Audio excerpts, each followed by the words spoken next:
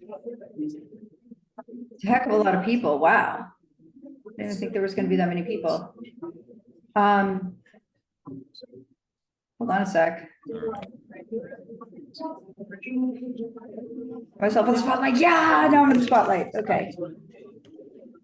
Everybody, welcome. I am Sarah Grillo, for those of you that don't know me, and welcome to the Transparent Advisor Movement. Woo! So just some quick announcements before we get started. A lot of people are still coming in here.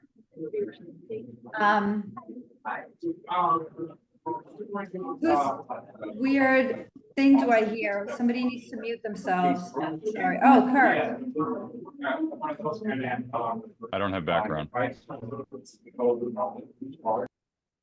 There. Okay, good. Hi, Kirk, by the way. Okay, so Hey, how's it going? Everybody, this meeting is being recorded. There's no AI on these meetings, okay? So if you have like a note taker or whatever, please disable it. And I'm starting up a flat, just some announcements before we get into it. We're going to have Kirk talk about CPA methods today. I have so much to talk about though before that. Sorry, Kirk.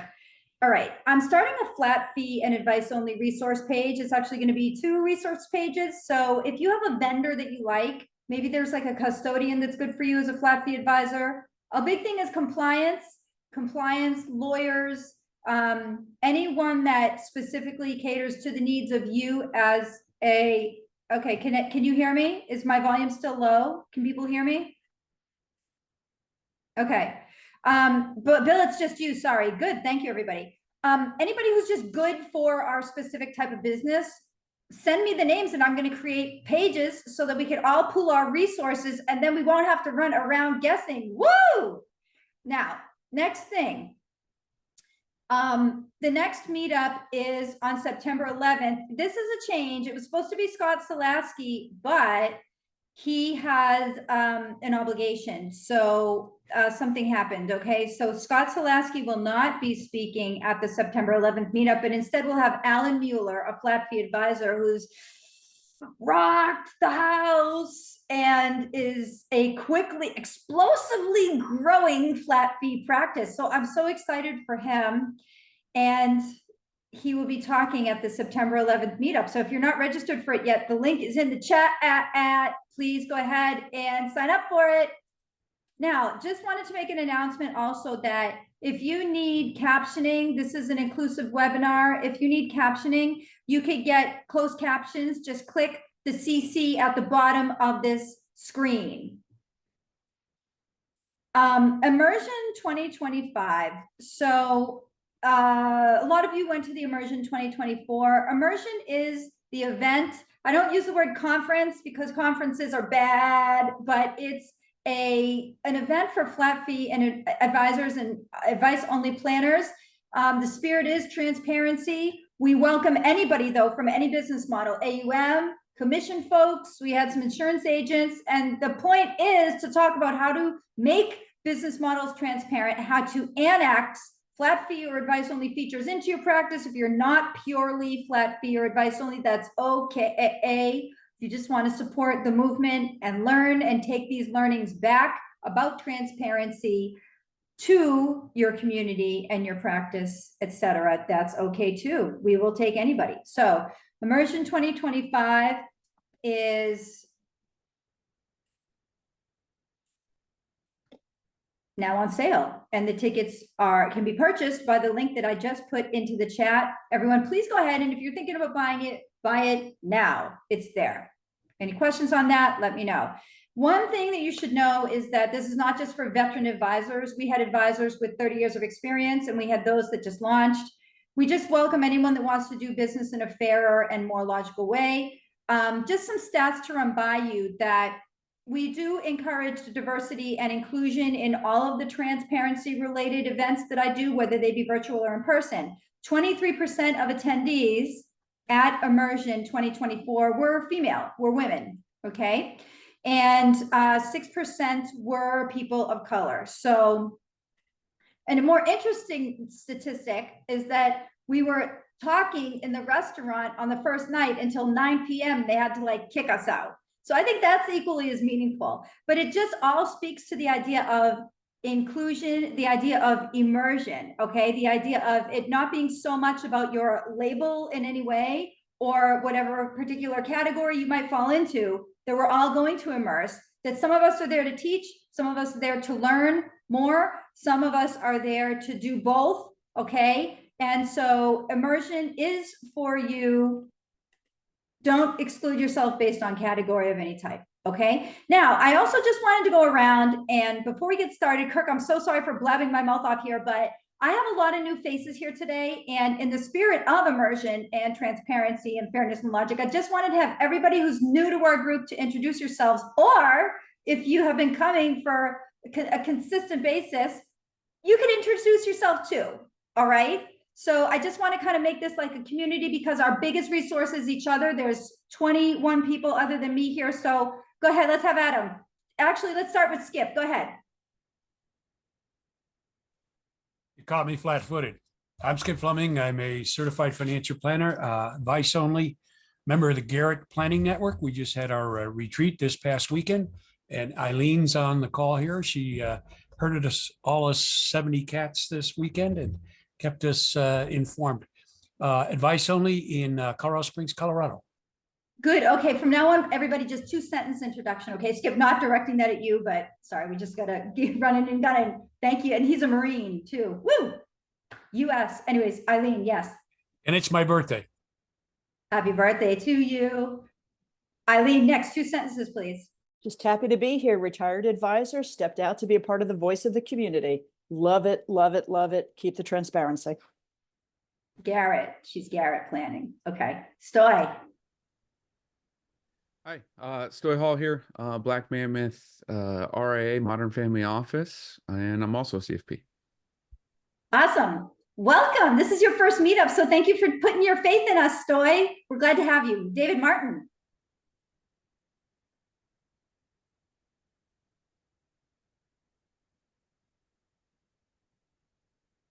David, we're going to come back, okay? Avanti. Oh, I'm sorry, come just right got back it. to you. Oh, there. Okay. So, Hi. yeah, David Martin, fee only in Nova Scotia, Canada, and came across you on LinkedIn and thought I'd join in to see what it's all about. Yeah, I can't keep my mouth shut on there, so that's good. Thank you. So glad to have you here. Avanti. Shetty from Maryland, a 6-month-old advice only financial planner. Loved Immersion 2024. Ready to join it. Okay, good. Rich. Thank you, Avanti. Did me? Did I hear my name called? Yeah. Yeah. No, longtime lurker, actually. I've been on a lot of these, sort of hiding in the background, just listening, and not fee only at this point, but I'm rapidly working toward it. And I love the whole transparency thing. So I'm here. We support it. Call on us to help you with that transition. Awesome. Good for you. Tim.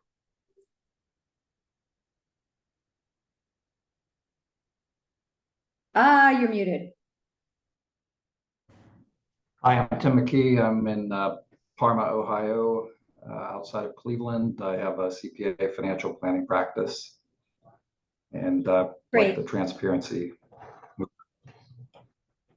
Amen, Tim. Glad to have you here again, a repeat attendee. Kirk, real quick, do you want to not introduce yourself and just talk? Okay, go ahead, actually. I can do whatever. You want me to Go ahead, introduce just say myself? yourself real quick. Yeah, Okay. real quick. Yeah, Kirk Chisholm, 24 years as an advisor, 2008 as a RIA only, based in Lexington, Massachusetts. And he's going to be talking today about CPA strategies. Bill Hines.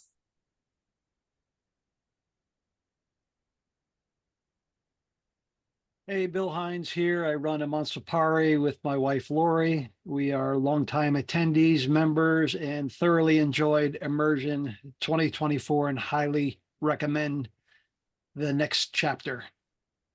Awesome. Kelly Palmer. Hi, I'm Kelly Palmer, based in Chicago, Illinois, an advice-only planner. Just celebrated the 1-year anniversary of my firm, The Wealthy Parent. Happy birthday to you. 2 birthdays today. Kevin Estes. Nestis Scale Finance LLC here in the Pacific Northwest. I work with T-Mobile employees and their families, serving them with hourly financial planning. Amen. Scott. Financial advisor for 25 plus years, flat fee. I'll keep it And short. he's my homeboy. Scott Zaleski's my homeboy in the LinkedIn streets. He's the got your back guy. Okay, Mike Stamen. Mike Stamen, I spent 25 years at a big box store and finally saw the light and built my advice only, fee only firm about a year and a half ago and loving every minute of it. Robbie Wright. Hey, adjunct for the College for Financial Planning and financial advisor for about 10 years. Thank you so much for coming. Robert is a frequent guest on my podcast, and he's like awesome debater. We have the best talks. Oh, thanks. You're welcome. Okay, Mike Kelly. Yes, hello, Mike Kelly, Kelly Financial Planning, hourly advice only advisor, member of the Garrett Planning Network. Amen. Thanks for being here. Angie. Hey y'all, I'm Angie for Bott and LaRossi. I'm here in Washington State, flat fee advisor, focusing on retirement. All right. Yeah, I know Washington regulators make it difficult, but she's still here. Awesome. Okay, so here's what I'm going to do. I'm going to turn it over to Kirk, who's going to talk about CPA strategies. Go ahead, Kirk. Woo! All right. You want me to just talk, or are you going to grill me, or what are we going to do here? So some of the questions that we had, I have to make you in the spotlight. That's always fun. There you go. Okay, good. I'll open up with questions. What are the worst things you could say to a CPA to turn him or her off to working with you? Sure. So, I think we as advisors, we tend to look at the world from an advisory lens. And, what's interesting is, I've been doing this for 25 years now, and I look at the world as an advisor. I don't look at the world as a CPA. And, I think the problem is most advisors look at the world through that lens, right? And I always kind of come back to this, this imagery of the book, Men Are From Mars, Women Are From Venus. And for those of you who've been around long enough, you probably heard of the book. And basically what it says is men and women see the world differently, right? They look at the world, they interact with the world differently. And somehow we're supposed to work together, and we do magically, right? But we don't interact with the world the same way. And CPAs and advisors are the same thing. So CPAs look at the world very specifically, which we'll talk about today, and advisors also look at the world in a very different way, almost the exact opposite. So, advisors tend to be more conversational. They tend to be more extroverted. They tend to be more sales oriented. CPAs are the exact opposite. They're introverts. They want to get the work done. They don't want to, they don't want sales at all. So if you understand that as a premise, it makes it much easier to understand CPAs. So if you think about like the worst things you could do, and Sarah, can I make this interactive, or is this, you just want me to just talk? Because I love interacting with the audience. 100% make it interactive. Awesome. So I love your energy, by the way, Sarah. I love it. I'm getting some of that. It's making me strong. Yeah. So I mean, what do you think, just open up the audience. What do you think's like the worst thing you can do or say to the CPA? Just take a guess. Just anyone. What do I need to do to get you to give me business? Yeah, I think that's a good one. Smells of desperation. Yeah, that sounds great. But yeah, pretty much that's the message that most advisors are giving CPAs without verbally saying it. Yeah, what else? I deliver outstanding performance. Yep, that's another one. Why do you think that's a problem? Well, first of all, it's probably pretty hollow and not really believable. And second of all, I don't think that's really the accountant's probably top priority. Yeah. So that, and I'll give you another one. You sound like everybody else. So one of the three worst things you could say to a CPA in trying to get referrals is you sound like everybody else. So think about what you're saying to the CPA. Hey, I do great performance. I have the best financial plans. I provide great service. My experience I provide clients is A plus. I have the best products, whatever it is. Like everyone's got their different positioning statements they use for clients. Whatever it is, you say that to the CPA, immediately you sound like noise. Because I can guarantee everybody here on the call has something that sounds or looks like someone else on this call. Right, because fee-only advisors, you've got a certain process, right? You probably have planning software. There's certain things you do. How many planning softwares are there? 5? What are the chances that you using planning software of somebody else you're competing against with a prospect? Pretty high. So you have to imagine everything we do, all our technology, all of our talk tracks, virtually everything we do is the same. So whatever you're saying to the CPA sounds like everybody else. Now, imagine this for a moment. The CPA is talking to maybe 5 to 10 advisors every week. How are you any different? You're not. I mean, just being honest, right? Like we have to be mindful of the fact that we're no different from anybody else. We think we are. We think we're special. I do. I think I'm better than everybody else because I'm really good at what I do. But no one else knows that, right? That's my own internal talk track, right? The CPA doesn't know how I'm good. I could be Warren Buffett. He doesn't know that. We're just having a coffee. He doesn't know I'm Warren Buffett. Like, and he doesn't care because that's not what he cares about, as you said, like the talking about performance. They don't care about that.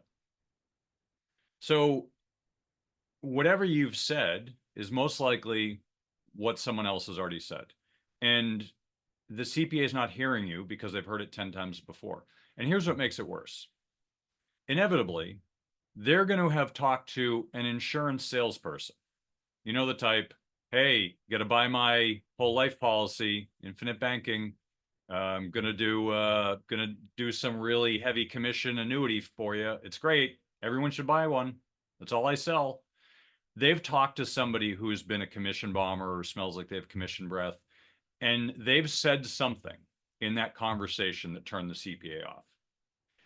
Now, there's a high probability that something you're going to say is going to somehow, way, shape, or form trigger something in the CPA's head and said, hey, Mike, I talked to this guy, Mike. I didn't like him because he's commission bombing people. Something you just said sounded like Mike. Now in his head, he's associating you with Mike. It doesn't mean you're like Mike at all. He doesn't know that. You're having coffee.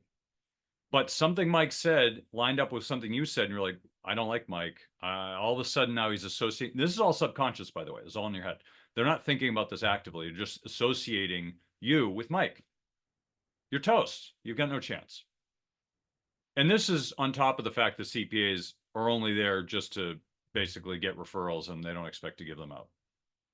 So it's a big part of it. And the more you understand about the psychology of this, the better you're going to be able to communicate with CPAs. What else? There's 2 more here. What else can you say that would really ruin your chances with a CPA? Anyone want to guess? Even mention annuities. Yeah. That's insurance annuities. You got no chance. If Mention that's all you anything sell, insurance related. you have 0 chance. Yeah. How about I found an error on my client's tax return? It's a good one. I like it, Skip. That's real good. Yeah, it's showing up that's not on my list, but showing up the CPA is a good recipe for disaster. Yeah. Making the CPA look bad. No one wants to look bad. You don't want to look bad. I know the CPA makes me look bad, even though it's his fault. I immediately, I get on that really quick with the client because Trying to explain to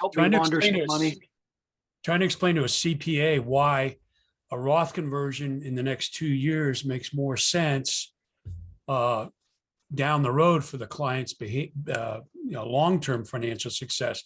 The CPA is more focused on the next year or 2. That's not one of the worst things you could say. I think you could have an intelligent conversation with a CPA about that. I mean, they're smart people. They're just like us. They just look at the world almost opposite. But that's a smart conversation you could have with a CPA for sure. You could argue over like the tax implications. It's 6 of one, half dozen the other, in my opinion. Like you're arguing about things that you have no vision on. Like I don't know what the market's going to do next year. I don't know what the tax code is going to be. So that's a good conversation you could have. But that's not one of the worst things you could say. That's actually okay. What else? Bill, was it Bill wanted to say something? One of the things probably I don't want to say is, can you help me launder some money? Yeah, that's not going to tell you that doesn't happen. One of the CPAs I work with, well, once a month he'll bring a case to me and he'll say, yeah, I talked to this guy and he wanted to do X, and I immediately told him that we're not a good fit. So people do that a lot. Not launder money, but trying to evade taxes. Those questions come up a lot. Surprisingly, people do ask. I mean, I specialize in self-directed IRAs, and people ask a lot. So if I want to do this, and immediately I know they're trying to take money out without paying taxes, I'm like, no, you can't do that. They're like, what if I did it this way? I'm like, look, I know what you're trying to do. The IRS is smarter than you. It's not going to work. Just stop. All right. Any other guesses? I'll kind of fill you in. Some of these are hard, so I just want to give people a chance because you guys seem like a smart group. All right. All right. So one of the ones that you could do is you can make them feel like a salesperson. Why is that bad? Well, let's go back to something I said earlier. If you're a CPA, you are the most trusted person in that client's life. Why? Why is the CPA the most trusted person in a client's life? Financially. Obviously not their spouse, financially. Anyone want to guess? Get it wrong, somebody Know go all to their jail. secrets. Yeah, you guys are on the right track, but more. What else? Because they're supposed to be unbiased, not selling things. Bingo. They're the only person in their life that's not trying to sell them something. Insurance guy is trying to sell them something. The attorney's trying to sell them something. We're trying to sell them something. And I know you guys think you're, the fee only, but clients perceive it as being sold, right? Even if you're not trying to sell them. The CPA is the only one that's perceived by the client as being unbiased. That may not be true, but that's how it's perceived. And that's all that's important. Doesn't matter what we think. It matters what the client thinks. The client thinks the CPA is the only one that they're, and think about it. Is the CPA there to sell them something? No. The clients don't even want to do it. The clients don't want to be talking to the CPA. The only reason they're doing their tax returns is because they don't want to go to jail. That's the only reason they're doing them. No one wants to be there. The CPA doesn't want to do this. The client doesn't want to do this. So the CPA is not selling them anything. So they inevitably trust them. And the CPA obviously knows where all the bodies are buried. They have all the numbers and the data. That all helps. And plus the fact that the CPAs really, truly aren't salespeople. So the clients don't feel that either. So when you try to make them feel like a salesperson, it rubs against the grain for the CPA. The CPAs aren't salespeople. They hate sales.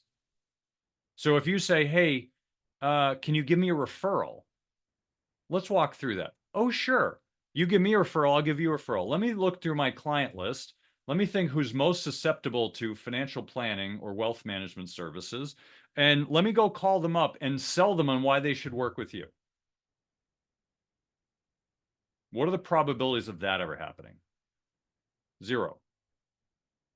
Unless it so happens that while you're in the meeting, a client calls and they're like, oh, can I talk to a wealth manager? Oh yeah, I got one right here. It's not going to happen. They're not going to sell you. They're also not going to sell your product or service. I got this great tax strategy, Roth conversions, whatever it is, like, I come up with a whole bunch of them. There's this great tax strategy. You got to tell your clients about it. Oh yeah, let me go sell all of my clients on this great tax strategy. That's not going to happen. CPAs hate sales. If you make them feel like a salesperson, they hate it even more because they don't see themselves that way. Big no-no. So all the things associated with sales, big no-no. You're probably asking yourself, well, then how do I work with CPAs? Well, there are ways to do that. We can start talking about some of that, but I want to at least get this context out. And then the number one, I'm surprised you guys didn't say this. Sharing fees. Hey, we can share fees. Why don't we exchange referrals? I'll even share my fees with you. Big no-no. Why is that one of the worst things you could say to a CPA? Anyone want to guess? Conflict of interest. Good guess. Actually, occasionally that does come up, but it's not very common. But it is something that does come up occasionally. Absolutely. What else? Because now they're selling something. True, but more to the core of who they are.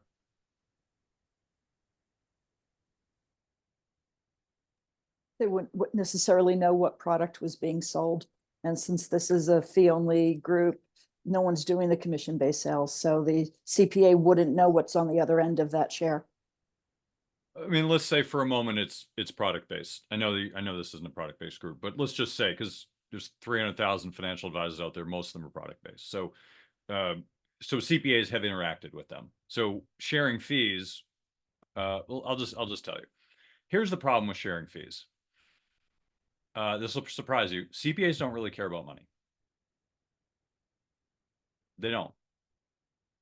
Here's kind of the turn that most advisors miss. Advisors care about money. I mean, in general, I know not everybody, but it's why a lot of people get in the business, because they want to make a lot of money. They want to help people. There's a great amount of leverage that can happen in this business. I know that this fee-based group might not agree with that, but we're talking about, culture, and we're talking about bigger stuff, not just the group. So CPAs deal with everybody.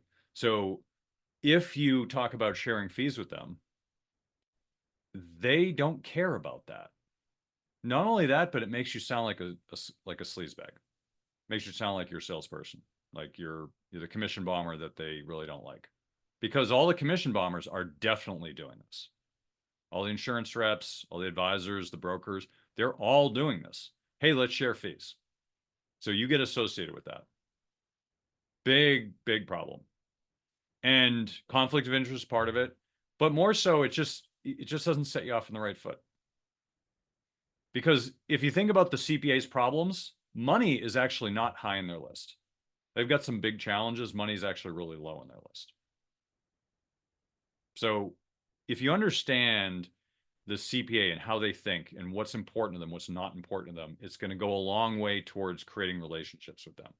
Now, each of you being fee only, actually, you've got to step up on most advisors in that your conflicts are less. However, here's something to keep in mind. Not everybody understands what you understand. And I know there's CFPs in the group, and I know I'm going to offend somebody, but I'm going to say it anyway because you need to hear it. Most people don't understand what a CFP is or what it means or the work you put in to get it. They just don't.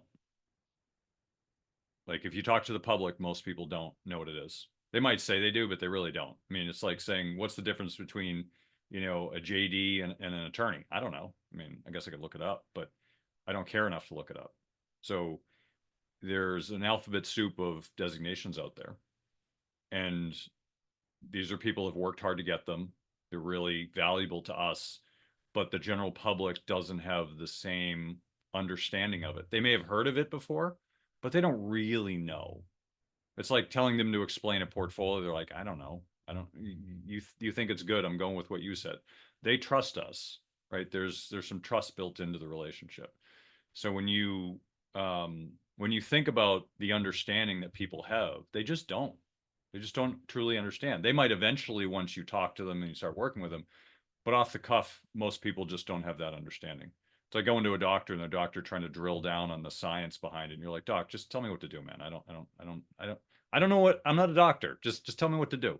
Most clients are like that. So having this understanding, this mindfulness of language and how things being perceived is really important in working with CPAs. Because CPAs are great people who are trying to do the right thing by their clients, and they're not doing it for money. They love accounting.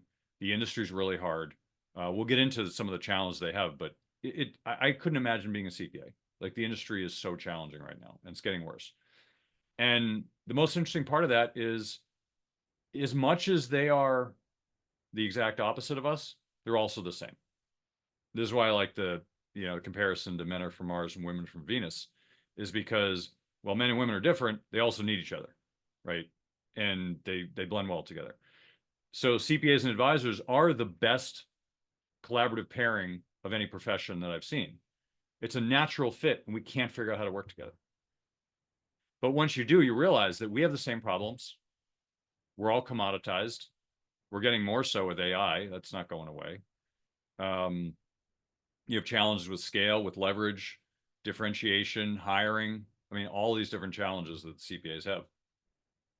And working together actually solves a lot of those. But both CPAs and advisors can't get past the fact that we're different and we're talking past each other and not to each other. So, yeah. So what else, Sarah? What else we got for questions? I don't know if you guys have questions on this, but yeah, we can keep going. What we got next? Does anyone want to talk about this before we move on to the next point?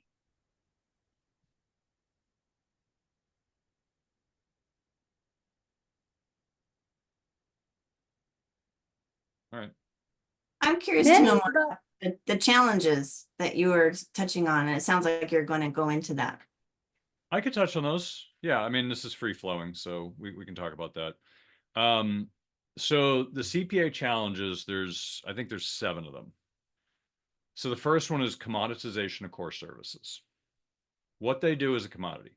You don't need a CPA to do your tax return. You can use TurboTax, you can go to H&R Block, all of which are cheaper than going to a CPA. And the CPAs are already too cheap. A lot of them are charging 400, 500, 600 bucks for tax return. They should be charging like 1,000 bucks or more. Because a lot of these people put a lot of time in and they don't get paid for their time. It's really unfortunate. The CPA profession is really unfortunate once you understand. But the commoditization core service is a big problem. We have the same problem. But I'm just taking the advisor profession. I know this is not the group, but to help you understand. Everyone provides the same products. Everyone provides the same service. There is no differentiation in technology. Mostly, there's not much differentiation in languaging and how we come at things and approach different problems. The clients probably heard the same thing from 3 other people that they're talking to. The CPA has got the same problem. So if I'm looking for a CPA and one's charging 500, one's charging 450, well, heck, they're the same in my vision. So I'm going to go with the 450. It's cheaper. Why not? So now the CPA at 500 is not getting any business now. He's got to drop his to 400 to compete. And then the other one's going to drop to 350. So they basically have dropped their fees down so low that it's not reasonable for them to do the business. And now they need a lot more clients to make up the difference. I talked to one CPA, they had 1,600 clients. Try doing that in a tax season. It's not possible. I don't know how she did it. I mean, this woman's Hercules or something, but I mean, 850 is a lot. This woman's doing twice that. And, we're trying to help her, but it's a mess. Like, I don't know how you do that, but you have to. I also have a CPA I work with has 10 clients. He's making 7 figures a year. So you can create the business you want. They can, but most CPAs are caught in the Walmart syndrome. I need to be the lowest cost, do the most things for the lowest cost. So that's one of the biggest ones, commoditization of core services. Price sensitivity and the fact that, here's another one, greater client expectations. So as things get more commoditized, people expect more. Well, this CPA is doing this. What are you doing for me? Here's a marketing principle. There is no competitive advantage for being the second lowest cost provider. There's a lot of advantage for being Walmart. There's no advantage for being Walmart's clone that is not quite as cheap, but is trying to be similar. There's no advantage for being second lowest cost provider. There is an advantage for being the highest cost provider because you can add more services. You can do more for them. There are many people who will pay that. But if you're trying to be Walmart, you're not. You're never going to be Walmart, nor should you. You don't want to be Walmart. So the client's expectations are increasing. CPAs have less time to do the work and to give them. People expect more. They want to pay less. And here's the kicker.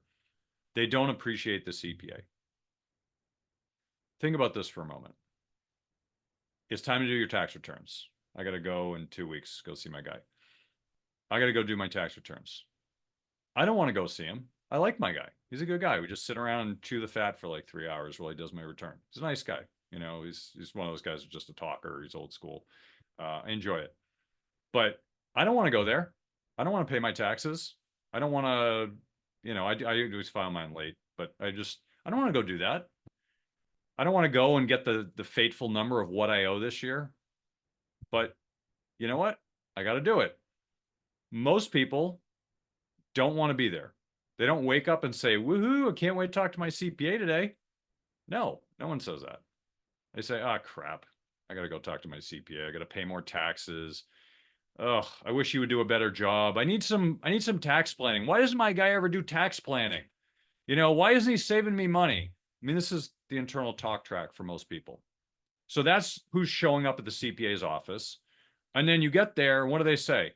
I don't want to pay $500. Why am I paying $500 for your services? Like, you're not giving me anything. I don't want to pay that much. So they don't want to pay, they don't appreciate, and they want you to save them on taxes. And when you do, they say, why didn't you save me more? Imagine you've got 1,600 people who hate you. I wouldn't say hate's a strong word, but really despise the experience of working with you. And it's not even you, right? It can be some part of you as a CPA, but it's mostly just the experience of having to pay taxes. Who wants to do that? I don't want to do that.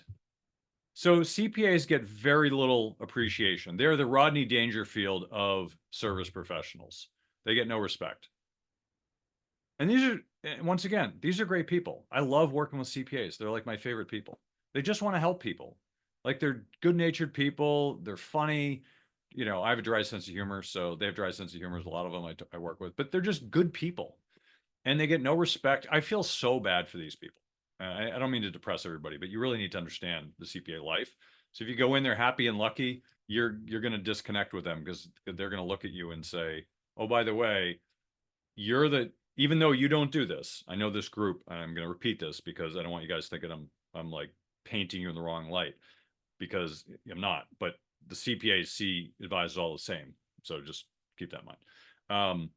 So, hey, you're a happy advisor. You're going out golfing with your buddies, and you're going to go golfing with clients all day. And I'm going to be sitting here trucking away at tax returns in a dark room by myself with no interaction, getting paid very little money. And you're out there golfing with your buddies, with your clients, and you're going to go sell an annuity, and you're going to make, $50,000 today at the golf course, while I'm sitting in a room making, $20 an hour. Like, they really don't. They really don't like us for that aspect, because we are very different from them. It's not that they're jealous, because they're not. It's not about the money. It's that they look at us, they kind of have some disdain for us. We're like, ugh, look at you guys. Like, they're so opposite. So I just bring that up because they see us in that light, whether we deserve it or not. They do. Did you want to say something, Skip? Go ahead. Yeah, with all due respect, I appreciate your insight, but that has not been my experience I haven't done my own tax returns in over 30 years. In my experience working with CPAs, always had a great relationship, always send them a recovery box, halfway through tax season that's got goodies and things in there. My current CPA, we go PT. I mean, she's happy go lucky. I look forward to going to see her because, one, she's wonderful, she's beautiful, and she's fun to be around. She's the kind of CPA when you go to the typical joke is, how do you tell you got an outgoing CPA? Well, he stares at your shoes instead of his own. Well, she's not that way. And the past two CPAs I have not been that way. They've been outgoing and joyous and glad. I've never asked them for a referral. I would send them lots of referrals, and they appreciate it. But that's not been my experience. And then I would venture to guess that it's probably not the experience that most of us here have seen.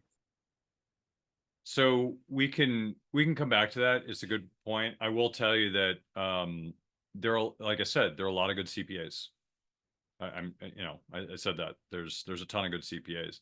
What we're talking about is more on the broad scale of the generalized experience. There are one-offs. There are plenty of one-offs. I've worked with hundreds of CPAs over the years, and I can tell you there are many similarities. I know a lot of advisors who also worked with a lot of CPAs. I'm trying to share the similarities. There are one-offs. Like 70% of the CPAs I could probably work with and probably end up working with all their clients if I wanted to. There's a 30%. There's no chance. Either they're sourpuss or whatever. There's some reason that it wouldn't work. But most CPAs are good people. And if you find one and you connect with them, you can, over time, you can build great relationships with CPA if you have enough time.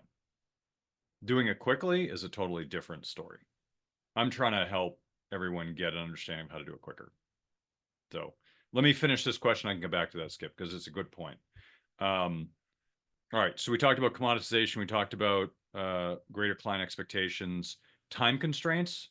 These people are constantly overwhelmed. They're working like 18, 20-hour days in the middle of tax season. Here's an imagery for you. Let's say you're a woman and you're married to a male CPA, and you have kids, and your husband disappears for like 3 months out of the year. They're not helping with the kids, they're not helping with the housework. They just disappear into their office. They come out for food, sleep, and bathroom breaks. If you've got a solo practice, a lot of them, that's their existence for tax season. For like 2 to 3 months, they're not available for anything.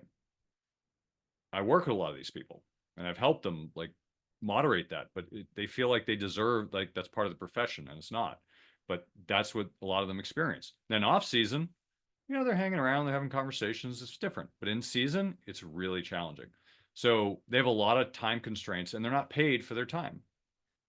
They're generally underpaid. Some are paid well, but most of them are underpaid for what time they spent, and they don't bill their clients appropriately. Most of them just don't. They're like, well, he just called me for like 15 minutes. And then we talked about the family. An hour goes by, and you're like, I'm not going to bill him. That was an hour of his time that he's not billing for. So, and CPAs generally will undercharge for the time they put in for a client. So they don't make enough money. They're overworked and underpaid. They lack a personal enjoyment, a lot of them. And your point, Skip, there are a lot of good CPAs who just love it. Most CPAs, they're struggling with this, and they want to learn to love accounting again, but they struggle with that. So it's challenging. It's a challenging experience. They struggle with growing their practice. Obviously, if they don't like sales, they struggle with that. And most of them don't know how to grow their practice. And you know what the best way is for them to grow their practice? Anyone want to take a guess? Referrals from financial advisors. You got it. That's the number one source of clients for CPAs. They just raise their hands and say, hey, I'm new.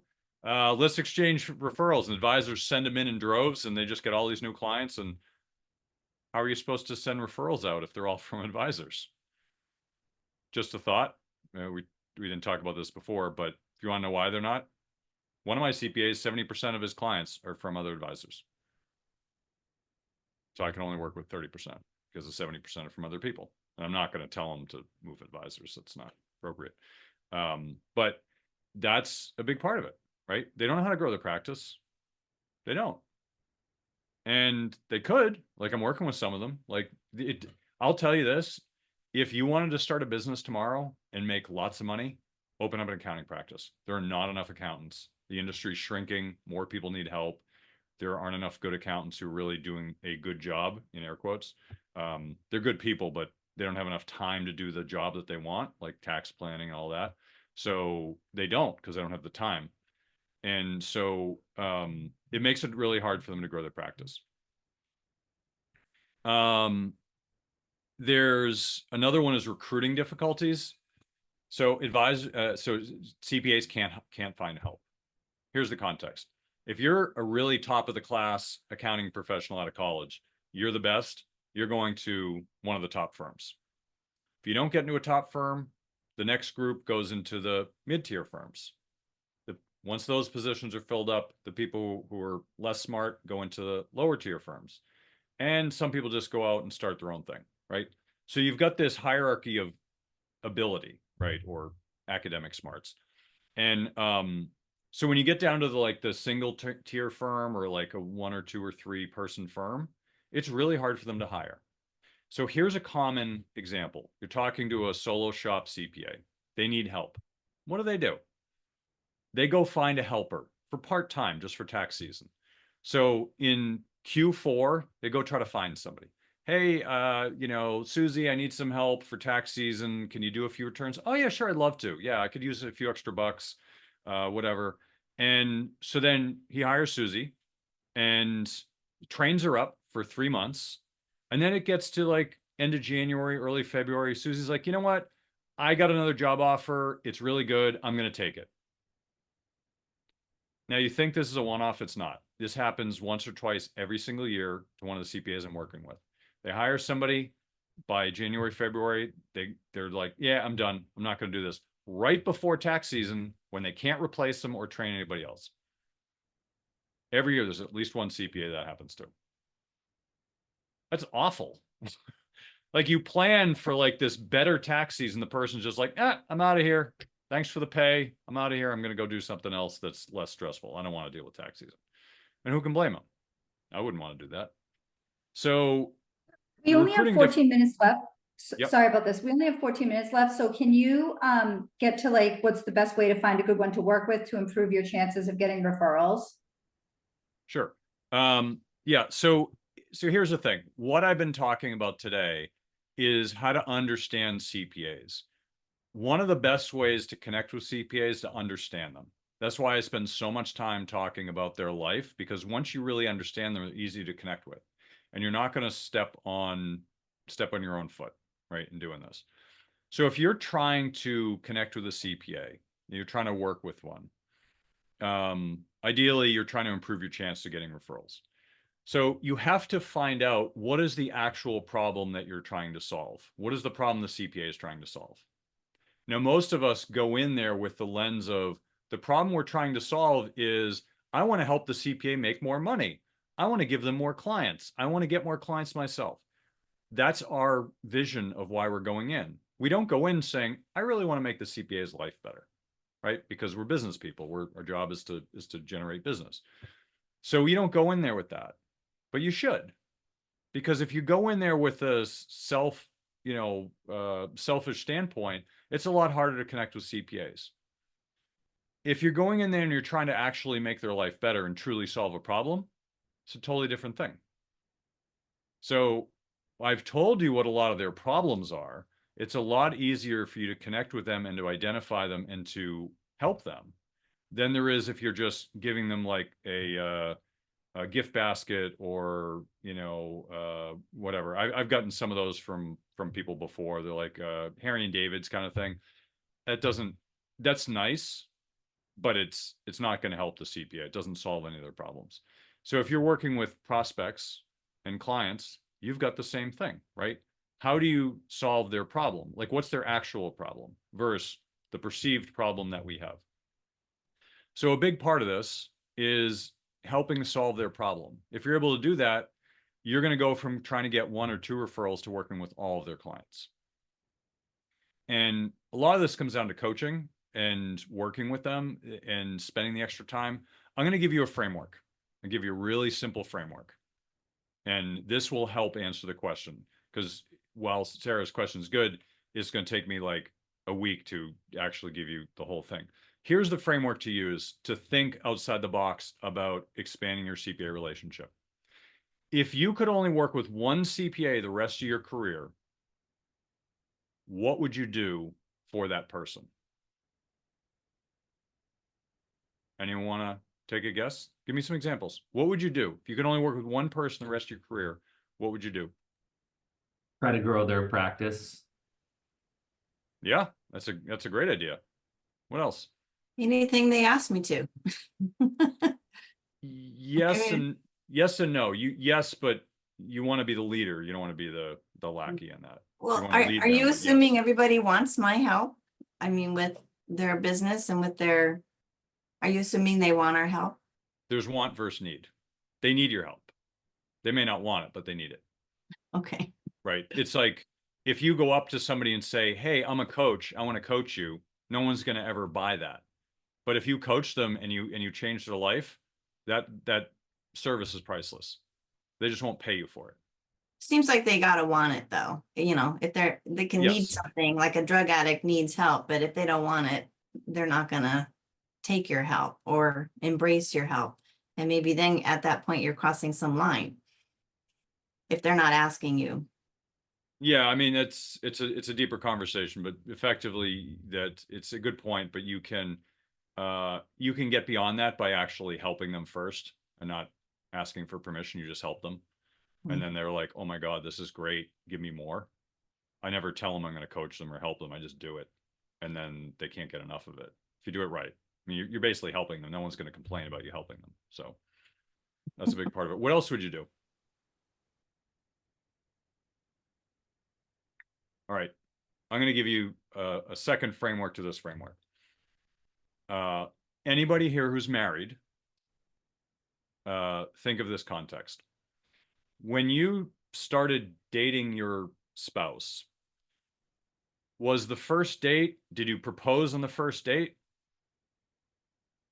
Probably not. That's kind of creepy. But we do. Hey, let's share referrals. I don't know you, but you're a CPA, I'm an advisor. This will be great. Yeah, we'll share referrals. That's how most advisors approach it. But if you have one relationship for the rest of your career, what would you do? Whatever's necessary, right? If you're dating somebody, you're wooing them. You're not asking them to marry you the first date. You don't know if you want them. You don't know if they want you, right? You've got to ease into it. You've got to work towards it. So if you think about that one relationship that you're going to have, what would you do to make that the best relationship you could possibly have? You have to build a very deep level of trust and dependence. Like when you're married, like you love the person, but you really depend on that person too. Like I got 2 kids. I got 2 boys. I really depend on my wife. Like if she ever went away for a week, I'm a mess. Like trying to do this all myself is hard, right? You depend on the other person for certain things in the relationship. It's the same thing with a CPA. They're going to depend on you and you're going to depend on them. Like you're creating a deeper bond that gifts don't solve, right? Just giving them a gift basket, that doesn't solve it. Like it's good, it's nice, but you know, some people are like, oh, here's a gift card to Starbucks or whatever. That's not solving any problem. It's a nice gesture, but it doesn't solve their problem. I'm talking about something deeper, something that is where I'm going with this is like, if you're going to have one relationship the rest of your career, what would you do? That's how you need to think about it. And this may, like I said, there's a lot to this, but I'm trying to give you guys things to think about because a lot of this comes from you and how you approach it. It may change the way you change your relationships with CPAs. You need to think about the relationship differently. I would say the first step that you could do is take a CPA to lunch. Don't ask for business. Just understand who they are.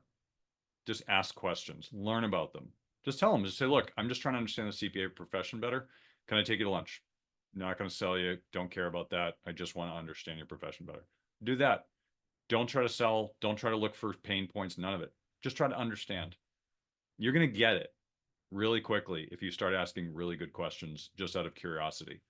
And ask questions as if you were going to like take over their practice. Like, so tell me, like, what's your practice like? Like, what's the makeup? Like, what type of clients do you have? Like, just truly like dig in deep and just understand. And if you do that enough, you're gonna find the common threads that we're talking about here today, and you're gonna be able to connect with them really quickly. I know we only got a few minutes, but other questions? I just want to make sure we got outstanding questions here because we're trying to touch on a lot in a short period of time. The best gift basket you could give is understanding.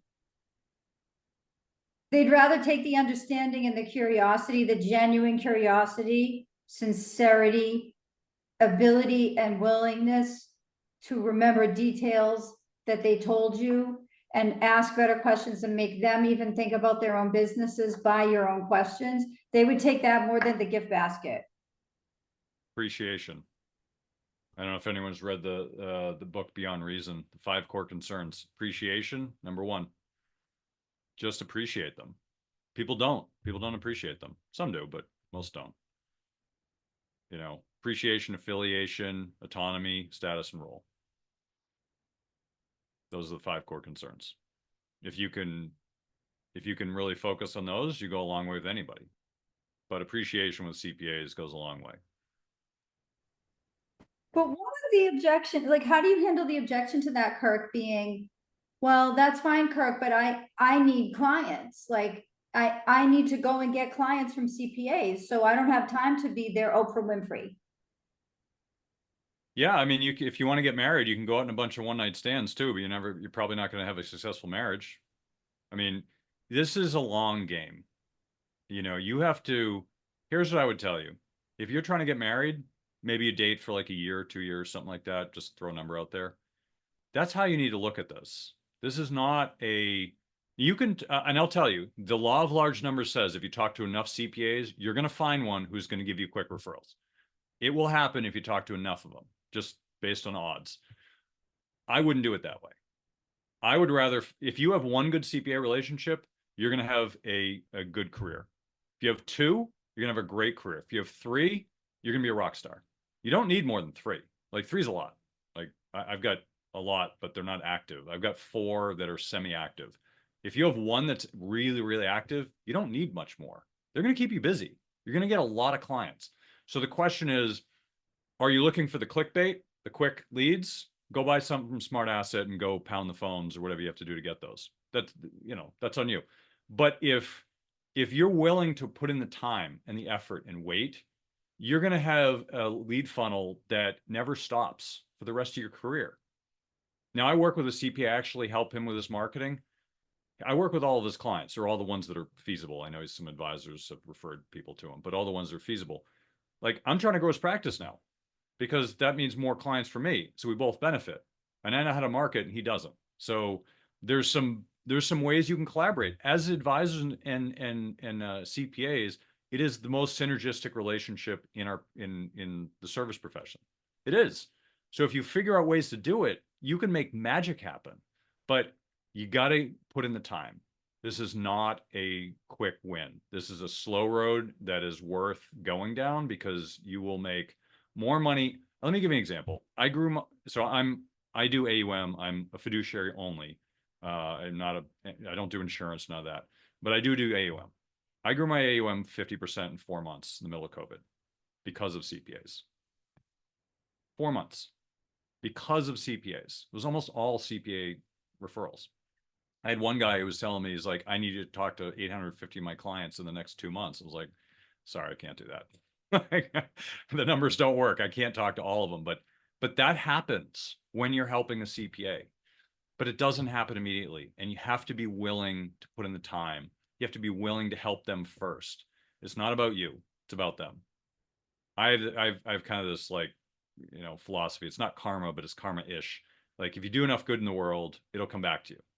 And so I always help them first, and it comes back to me tenfold. But you have to help them first. It's not about you. So when I talk to CPAs, I don't even talk about myself. I talk about them the whole time. They want to talk about me. I'm like, yeah, we'll get to that next time. I have some more questions. It's all about them. It's not about me. And I know that's a surprise to a lot of people because people want to sell themselves. Like, you don't. The more selling of yourself you do, the less business you get. It's better off talking to them and asking them about themselves. You'll actually do a lot better. What does everybody think about all this? Let's talk about it. Sorry, I got to run, but I got to say, in 24 years, this has not been my experience with CPAs. My experience has been very positive, very close. CPAs call me for advice on some things. It's a two-way street. This has not been my experience. And in 24 years, I can count on one hand how many referrals I've received from a CPA, and I knew that going in.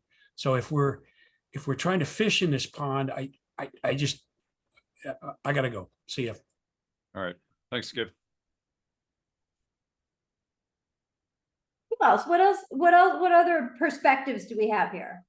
My situation is different. I actually partner with a CPA. I've asked her to do my clients' tax returns, and she has offered to answer questions that I have for tax planning purposes. If there's something I'm trying to solve for a client, or to run past her. So I don't even talk to other CPAs, and I would imagine they wouldn't talk to me if they looked at my website.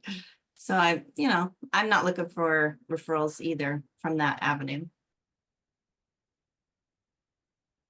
I mean, there's a lot of benefits for working with CPAs that aren't referrals.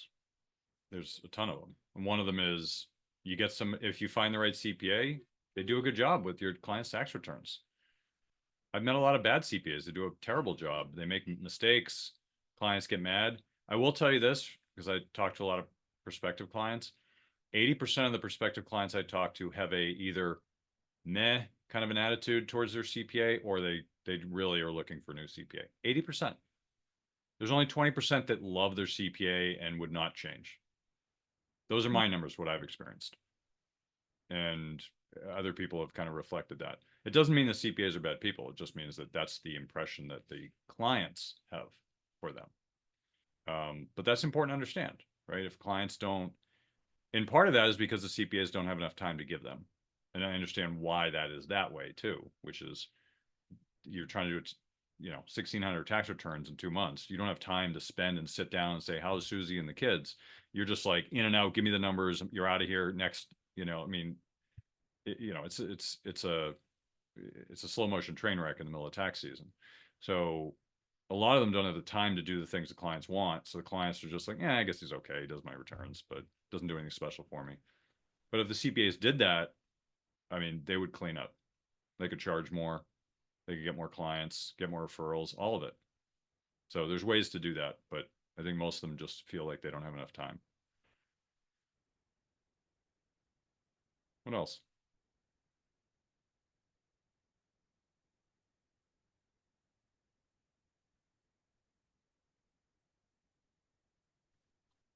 Can I talk for a minute? Yeah, please do. I'm in a geographical region where fee only, advice only financial planners is a relatively new concept. So everybody's used to the broker dealer AUM model. So I've been in the business for probably 25 years on that AUM model. I'm just recently gone fee only.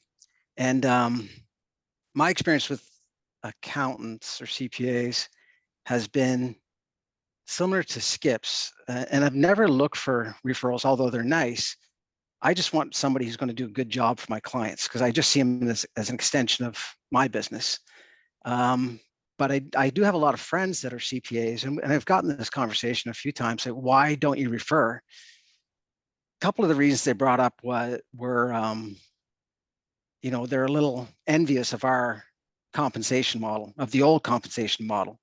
The market's up 10%, we get a 10% raise, whereas they keep slaving away and they can't raise their, fees by 10%. So is that, and as well, some of the other reasons were, they're not great salespeople, so they don't know how to refer. Going back to my other point, I see them as an extension of my business. They're the same, and they don't know if they can trust that model or not. But you mentioned something. You said, talk about them a lot. Just wondering how you would handle that. What I said, how the fee only, advice only is relatively new. How do I communicate that message or explain what that business means to accountants out here? Does that make sense? Yes, it does. So you're thinking about it from a value prop perspective. You're thinking that your value prop is better than other people's, and you want to share that with your. Well, I wouldn't say it's better than other people's. I think it more aligns to their model. Yeah. Right. They charge a fee. I charge a fee for a service. They charge a fee for a service. So we've kind of leveled that playing field. So for them to have that mindset, financial advisors get paid so much money. It's not the case anymore. I get paid a lot less than I used to. So where I was going with it is not, I understand what you mean. Where I was going with it is we think we need to explain ourselves to other people in order for them to buy into it.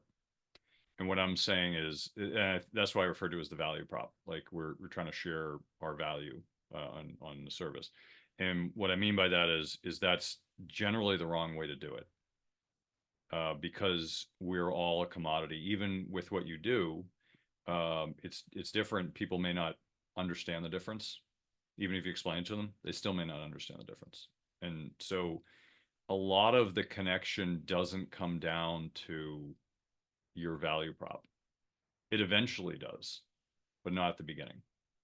At the beginning, it comes down to whether they like you or not. Now, if you're talking to a prospective client, they can't tell the difference between you and somebody else. Like you can say you're different, but their brain isn't wired. They don't have the background, the knowledge, the expertise to understand that difference. So it just sounds like noise. And most prospects are making decisions based on emotion. They're making decisions based on what feels the best. Which person feels like the best fit, or I trust them the most. Now, you may work with engineers and it may be all dollars and cents, and that's great. Most people are not like that.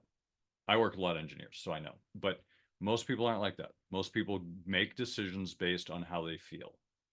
And so the conversations are not going to skew in your direction because of your value prop with CPAs, because CPAs don't have enough time to think about you. We just talked about how little time they actually have. They're not thinking about you. As soon as the meeting's over, they don't even remember you. I always tell people, because I teach some advisors on how to do this. If you like talk to a CPA and you just royally screw it up, you put your foot in your mouth, you do something stupid, you ask for referrals or share fees or whatever it is, you talk to them 2 months later, they're not going to remember your conversation. They're not. They probably talked to like 50 advisors since then. I mean, they're getting peppered all day by advisors. They're not going to remember you. So how do you make a meaningful difference in the conversation is really the question. How do you connect with them in a way that sears in their mind that I need to work with this person? That is the question you should be asking. And a lot of this comes down to, I'll give you a hint, and it's all these concepts are really deep, so I'm just going to try to do the best I can. Think of it this way. When you talk to somebody, well, let's ask this. What is everybody's favorite topic to talk about? Themselves. Exactly. Themselves. So why are you talking about you? If you want to connect with them, why are you talking about you if everyone's favorite conversation is about themselves? Talk about them.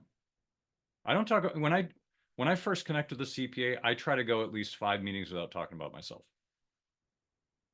I just talk about them as long as possible. I push it out as long as possible to not talk about myself. You say, how's that possible? It is. Just it takes some pivoting, but I don't talk about myself. Usually people are like, oh, tell me about yourself, so they can tell me about themselves. Like, yeah, you know what? I try to pivot and talk about them and keep it on them. I want them to talk about themselves. You know what happens when people talk about themselves? They like me more. Serious. Try it. Have a conversation with somebody and just ask them questions. Don't talk about yourself at all. They're going to love you. They'll be like, I don't know much about them, but I really like that person. They're really cool. They don't realize it's because you talked about yourself the whole time. They don't even know you, but they like you because they talked about themselves. That is normal. That's how our brains work. So if you want to really connect with a CPA quickly, that's a good way to do it. Just talk about them. Ask questions. Be curious.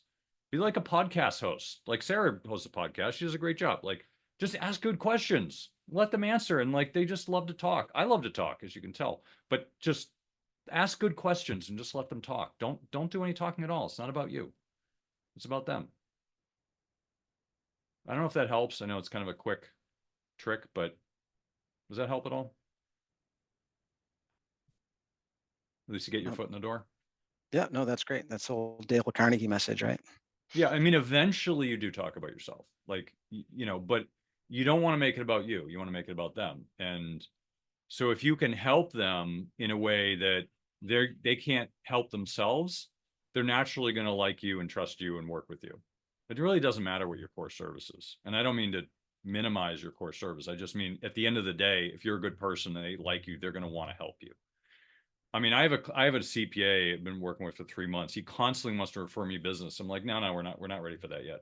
I push back because as soon as I take his referral, now he feels like he doesn't owe me anymore. Now he feels like he owes me because I'm helping him. But I'm not doing anything. I'm just helping him. I'm just like helping him with some of those challenges. And he wants to start referring me business. I'm like, no, we're not there yet. We'll get there. Because I know as soon as he refers me business, he's going to do it the wrong way and he's going to screw it up and then it's not going to work. And so you have to play the long game. There's no quick approach other than just the law of sheer large numbers. So I would actually say, David, one quick note, because you mentioned you're in an area where there's not a lot of people. I have 22 CPAs I work with on and off. I have a handful that are more active, but 22 in total that are on or off. One out of the 22 is local. Everyone else is in other parts of the country. I actually have 2 in Montana. They might be both the only 2 CPAs in Montana because I only have like 20,000 people, but I have 2 in Montana. I've been to Montana once. You don't need to be local with the CPA. It's not a requirement. So I don't know if that helps, but it doesn't need to be local. My best relationships are not local.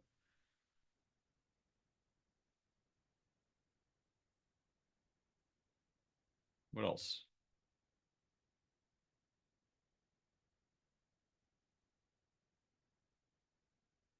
No other questions? Really? Okay.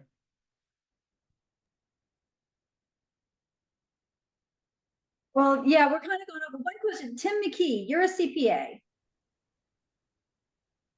What do you think of this whole thing? Yeah, I think what is being said is true in the sense that the way I would look at it and the way that CPAs that I'm familiar with look at it, because we are black and white to a certain degree, is we're skeptical of salespeople. And sometimes if it is just an AUM type advisor, there can be the tendency to look like they come from the Chevy dealer down the street, where they're more sales oriented rather than I guess make the sale and move on kind of an approach. Whereas I think the fee only crowd probably has a little more synergy with the CPA because of the fee only and billing by fees. And there's probably more of I don't know, more of an accountant kind of a demeanor to that crowd. So I think personality is a big thing. If the personality is going to be sales oriented, as was brought up, it's a turn off and move on to the next, because we get a lot of sales calls anyway from not just financial advisors, but from other vendors. So there is a built-in skepticism of people coming to sell, and there's skepticism on why there's a relationship building too. It's because you're going to drop a sales bomb on me at some point here. So, and that's the way I look at it. And I know working with some CPAs that are local, where I'm coming from is I get some of their business that they don't want to deal with anymore. Firms that are smaller that want to just deal with bigger clients, they're feeding the let's say the 1040 clients to me to do. And I use those for prospecting on financial planning if need be. So that would be my take on it.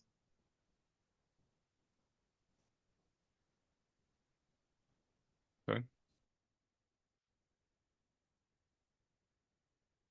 Cool. What else? I like this. I like this, what you're saying, Kirk. Because it's not just with CPAs that we should be doing this. Right. It's the same process as everyone. It's any center of influence.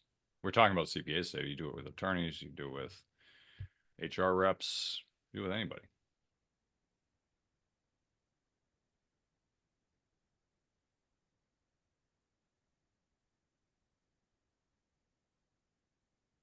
All right.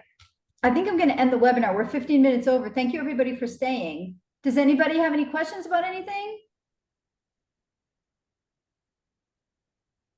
I think it was a good session as far as that goes. I could relate to it, being more from the encounter world myself. So I can see both sides.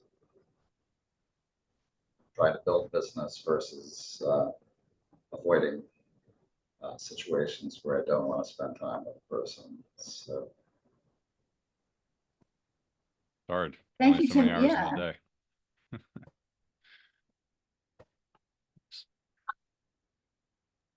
This was great. I really enjoyed this. This was not as technical or as like, like operational as a lot of things. This was like, I found this like philosophically intriguing, Kirk. And I kind of knew about your approach before, but I didn't really get that. I mean, wow. This was actually, I find this to be refreshing. So everybody, thanks for being here. I'll see you on September 11th for the next meetup. And Kirk, thank you so much. Yeah, thanks for inviting me, Sarah. This is a lot of fun. You got a good group here, so Amen. thank you. All right, everybody. Bye.